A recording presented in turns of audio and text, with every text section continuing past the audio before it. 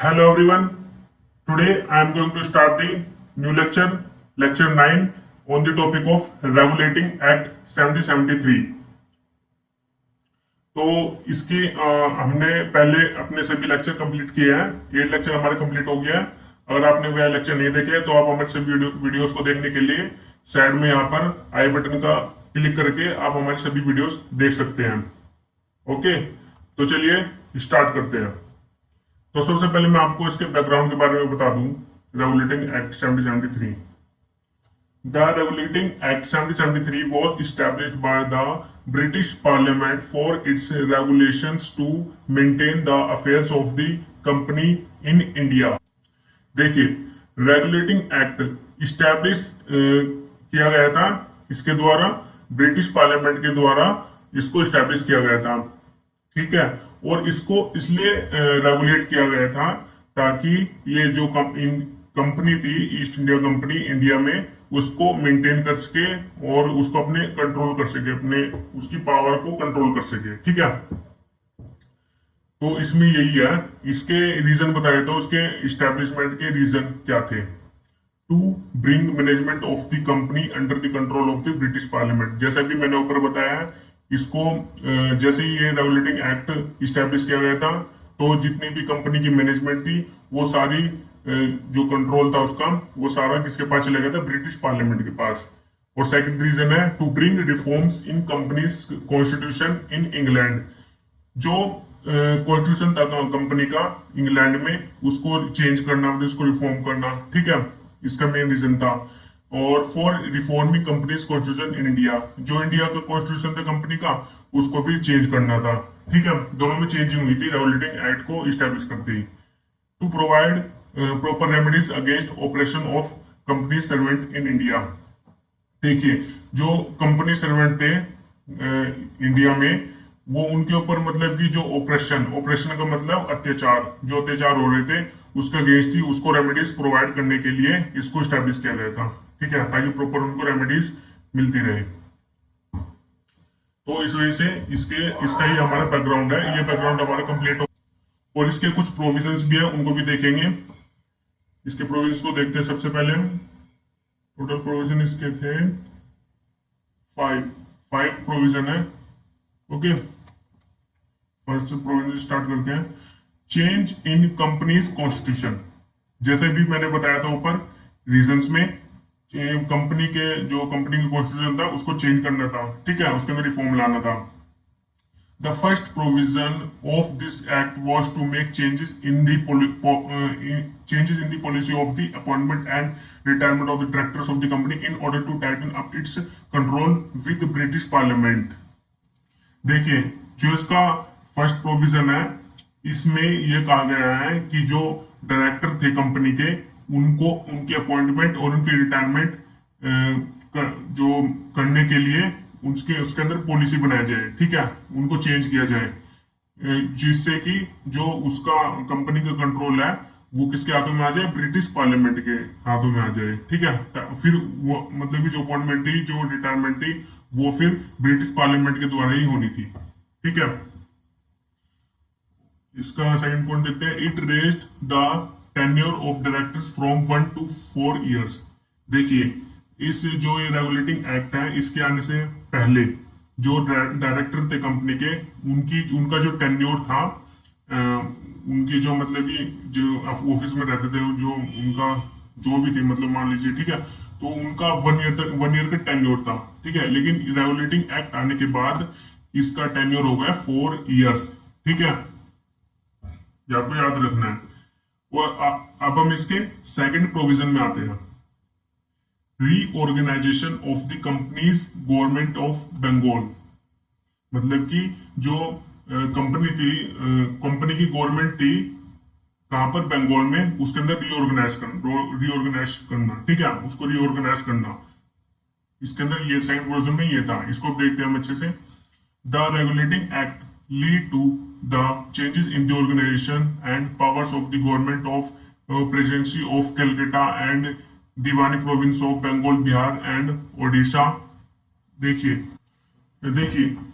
जो regulating act है, इसको इस्टेब्लिश करते ही जो हमारी गवर्नमेंट थी कहाँ पर, कलकत्ता में, ये प्रेसिडेंसी थी।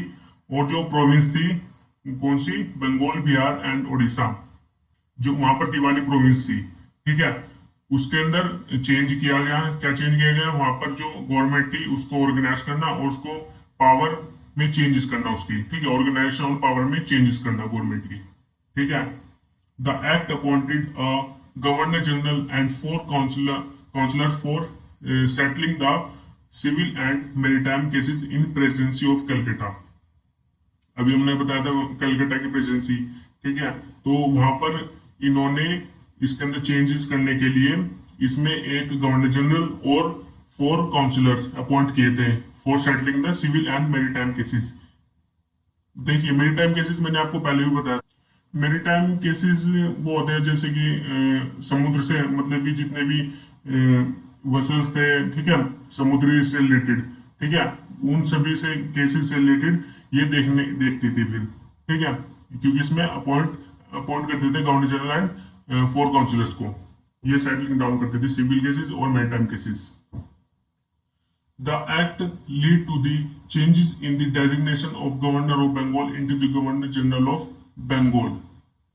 देखिए इसमें बंगाल, जो बंगाल अभी डिस्कस किया है, इसमें बंगाल में एक गवर्नर अपॉइंट किया गया था, लेकिन उसको चेंज कर दिया गया, इसके नेम को, जैसे गवर्नर नेम है, इसको डेजिग्नेशन की, इसकी डेजिग्नेशन को चेंज कर दिया गया, इसका नाम रख दिया गया गवर्नर जनरल ऑफ बंगाल, ठीक है, रेगुलेटिंग एक्ट आने के बाद। The tenure of governor general and council was 5 years। आपको तो ये ध्यान रखना ही होगा, जो गवर्नर जनरल थे और जो काउंसिल के मेंबर थे, उनका जो टेन्योर था ऑफिस में, उनका जो टेन्योर था उनका 5 years था, ठीक है। चेंज कर दिया था ना इसमें, रेगुलेटिंग एक्ट को लाने के बाद इसमें चेंजिंग आई थी, क्या आई थी, 5 year कर दिया गया था।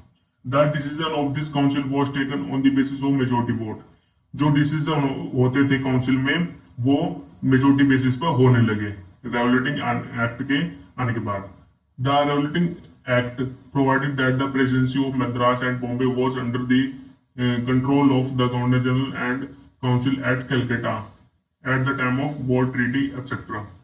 देखिए रेगुलेटिंग एक्ट प्रोवाइड करने के बाद जो प्रेसिडेंसी थी मद्रास एंड बॉम्बे, उसको कंट्रोल कौन करने लगा था, जो गवर्नर जनरल था, कहाँ का, कलकत्ता का। जो गवर्नर जनरल काउंसिल थी कलकत्ता की, वो कंट्रोल करने लगी किसको, presidency of Madras and Bombay को। लेकिन जब करती थी जब कोई वॉर से रिलेटेड कोई ऐसा समय आ जाता है, ये ट्रीटी से रिलेटेड, ठीक है, इस तरह के टाइम पर ये कंट्रोल करती थी, ठीक है, ये आपको याद रखना है। तो अब हम चलते हैं अपने थर्ड प्रोविजन पर। थर्ड प्रोविजन हमारा लेजिस्लेटिव अथॉरिटी, जो मतलब कि लॉ पास करती है, ऑर्डिनेंस पास करती है, उससे related. The charter authorized the company to make the rules and pass the ordinance for the good government.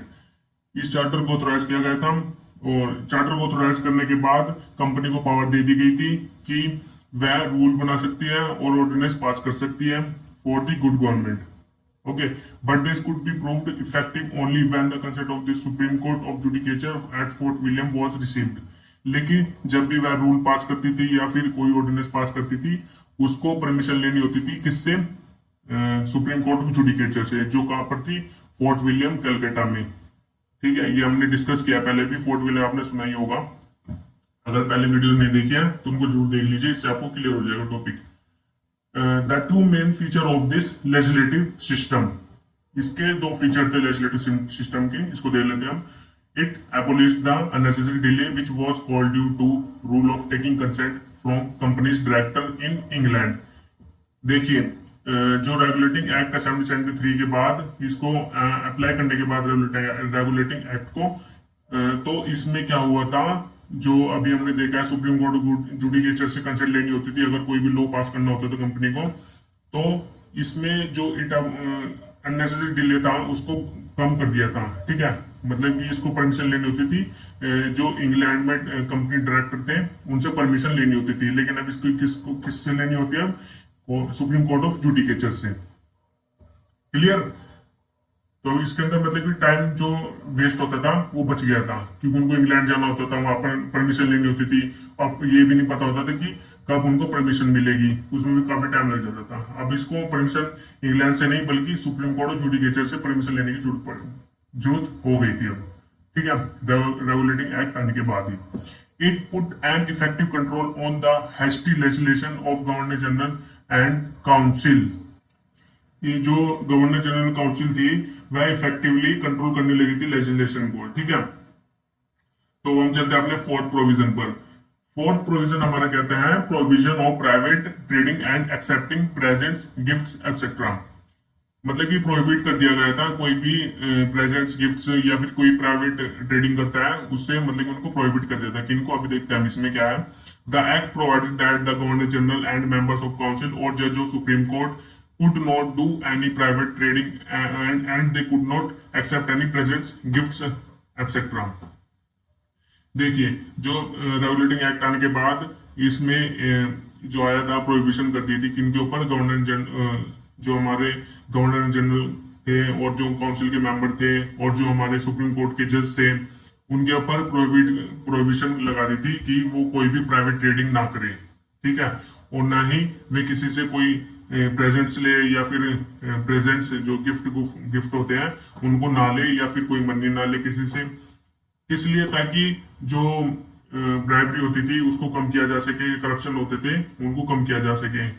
Okay, the offences and crimes committed by the governor general, members of council and the जज of supreme court of judicature could be trial and punished by the court of king in council.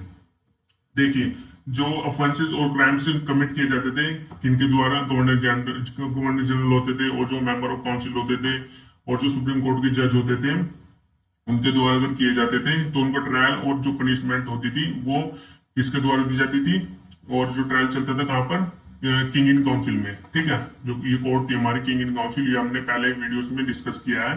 ठीक है, इससे आपको ये clear हो जाएगा। ठीक है, किंग इन काउंसिल अगर आपने हमारे लेक्चर नहीं सुने तो स्टार्टिंग से। तो हमारा आता है फिफ्थ प्रोविजन, ये हमारा लास्ट प्रोविजन है, establishment of supreme court of judicature at Calcutta. Supreme court of judicature Calcutta में स्टैब्लिश की गई थी, ये इससे रिलेटेड है प्रोविजन। अब देखते हैं इसमें क्या है। The regulating act authorized the crown to issue a charter to establishment a supreme court of judicature at fort William, Calcutta. मतलब कि जो रेगुलेटिंग एक्ट है उसने ऑथोराइज कर दिया था किसको, क्राउन को, कि वो चार्टर इशू करे और सुप्रीम कोर्ट ऑफ जुडिकेचर को स्टैब्लिश कर सकते हैं कहां पर, कलकत्ता में। और वो उन्होंने किया भी, सुप्रीम कोर्ट को जुडिकेचर स्टैब्लिश किया फोर्ट विलियम जो कलकत्ता में है। ठीक है, the governor general, members of council and the जज were authorised to act as a justice of peace and held quarter session for administration of criminal justice. Sir Elizabeth was appointed as the first judge of Supreme Court at Fort William. जो हमारे governor general और जो member की council थी, जो member of council थे और जो जज थे, उनको ऑथोराइज कर दिया गया था कि वो जस्टिस ऑफ पीस करे और जो सेशन एडमिनिस्ट्रेशन जो क्रिमिनल जस्टिस थे उनको हेल्ड करे। ठीक है, सर एलिजाबेथ, ये हमने पहले भी आपने नाम सुना होगा, सर एलिजाबेथ, हमने अपनी लास्ट वीडियो में डिस्कस किया था ये। अगर वो आपने वीडियो नहीं देखी है तो आप जरूर देख लीजिए। सर एलिजाबेथ अपॉइंट कर दी गई थी किसके लिए, supreme court at fort William में जज अपॉइंट कर दी गई थी, हमारी first justice supreme court at fort William में। ओके, तो आज का हमारा लेक्चर यहीं पर कंक्लूड होता है।